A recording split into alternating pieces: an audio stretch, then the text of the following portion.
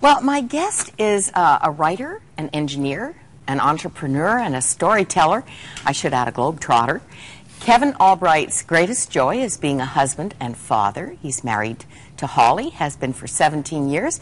He has 2 children who are 15 and 13. He lives in Oakville. And that all sounds so normal.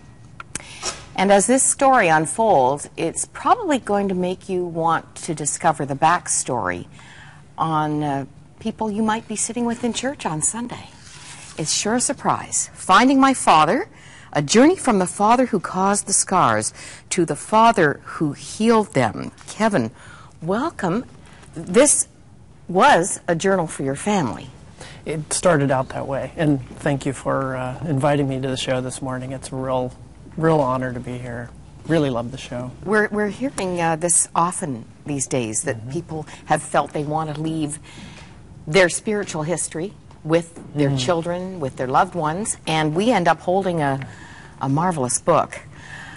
It's a real important part of our heritage and our families, especially as fathers, is passing along that transition from your earthly father to your heavenly father. In this case, a very shocking. Let's take you to Southern California, where your story begins as a PK, a preacher's kid. Your dad's quite a shining star.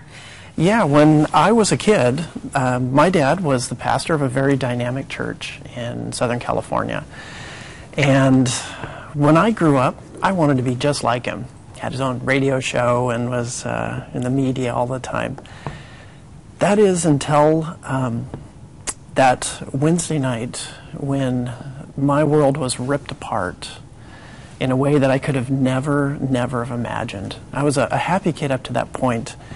And what had happened that really set my journey into a trajectory was my mother stayed home from church one evening. It was a Wednesday night, and my father took us to church. Didn't think a whole lot about that. That seemed relatively normal. But when my dad dropped us off and he sped away, as the pastor, that did seem a little bit strange.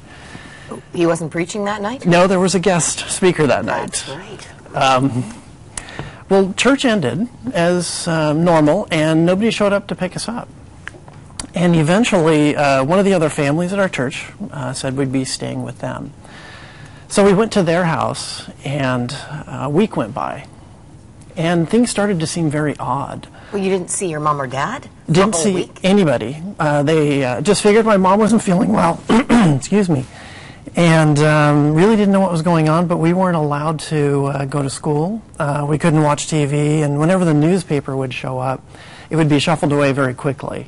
Now, let's face it, at age 9, I didn't read the paper a whole lot, but it still seemed real different and strange.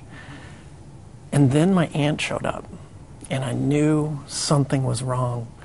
You see, my aunt didn't live in the area. She lived a long ways away, and when she showed up, it was a very somber emotion at that point. And she had told us... point out that you had a sister and a brother. Oh, yes, I'm sorry. Also with you. My little brother and my sister, my 2 siblings, we were all there together. And my aunt said that they had been waiting for my mom to be well enough to explain what had happened, and that we were going to go live with her. Now, as a 9-year-old, my mind just went into overdrive and was spinning in circles, and I'm thinking, why are we going to live with her? We have our own nice home, and why is Mom in the hospital? And by the way, what happened to our dad? Where's he been?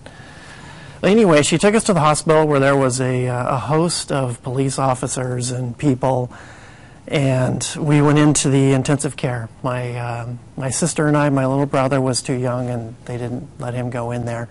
And I remember my mom in that room with a million wires connected and these monitors, and she began to unfold this story, this horrific event that took place that Wednesday. I think the first thing she said was, "Don't hate your father." Yes. And that just spun questions in my mind. Well, she told us of how a lady had broken into her home, beat her with a lead pipe, and shot at her, emptied the gun, shooting at her. and then left her for dead. Now, by the grace of God, after she had left, my mom was able to get to the neighbors and get help. And I thought my world was crushed and just destroyed beyond anything I could ever imagine. And then she told me that my dad was behind the whole thing. And then my world really fell apart. This was the guy that I wanted to be like. This was the guy that I trusted as a kid. And from there, we went to, I never saw my friends again, never went back to school. My life was just ripped out of its... moorings completely. Completely. And we went to live with my, my aunt. Now, this is where the story begins, and this is where the book begins. But this is not where the journey ends. It's where my journey began to take me from the father that caused the scars in my life to the one that healed them. An interesting thing about you as a young boy, I mean, you looked to Dad as your hero. You loved being in church. You played church. You were very aware of the presence of God through your childhood. Absolutely. And in spite of this trauma